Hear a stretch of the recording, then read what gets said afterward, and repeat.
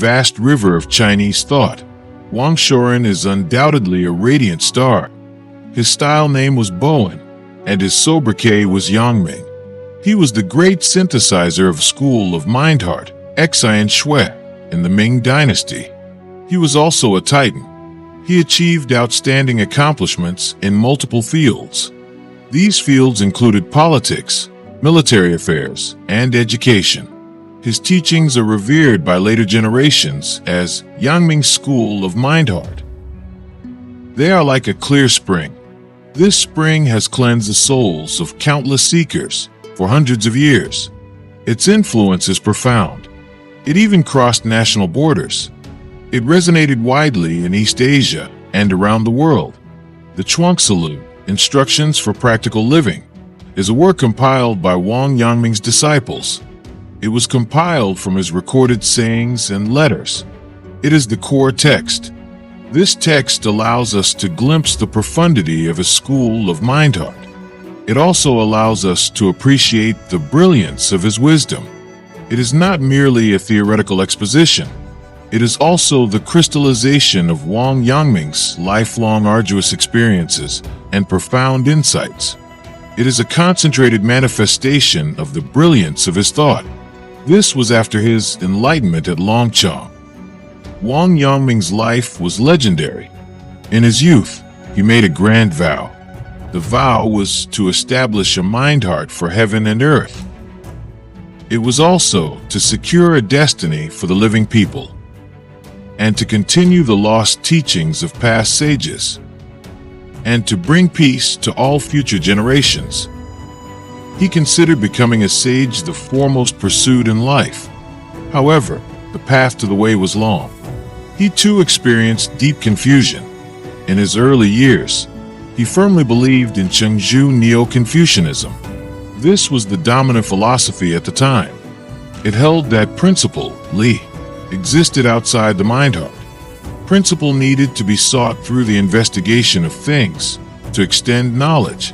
To practice this theory, he once did something. It seemed foolish, yet incredibly earnest. This was investigating bamboo. That was in the 13th year of the Hongji era, 1500 CE.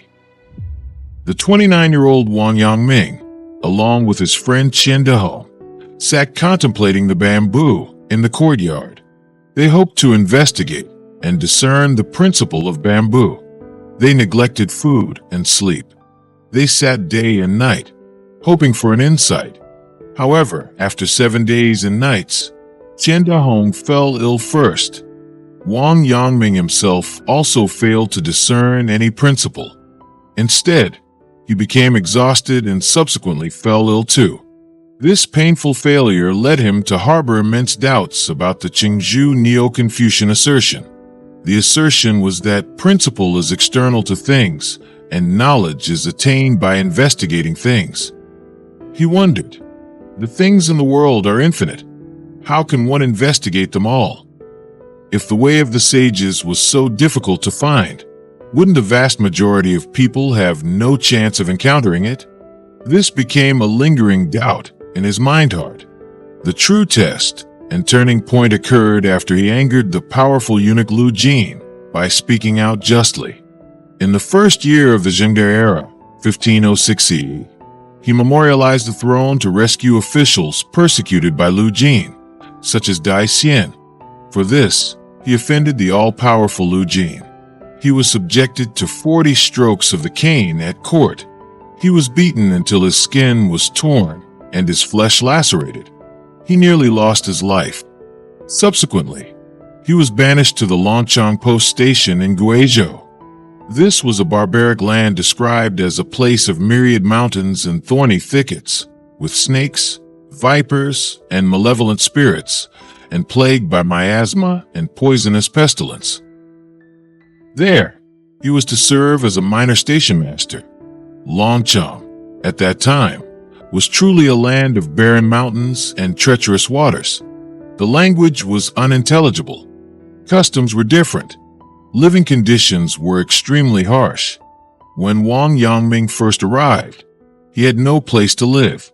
He could only temporarily reside in a dark, damp cave. He humorously called it Yangming's Little Grotto Heaven. Even more perilous, Lu Jin did not let the matter rest. He sent assassins after him. Wang Yangming endured numerous hardships.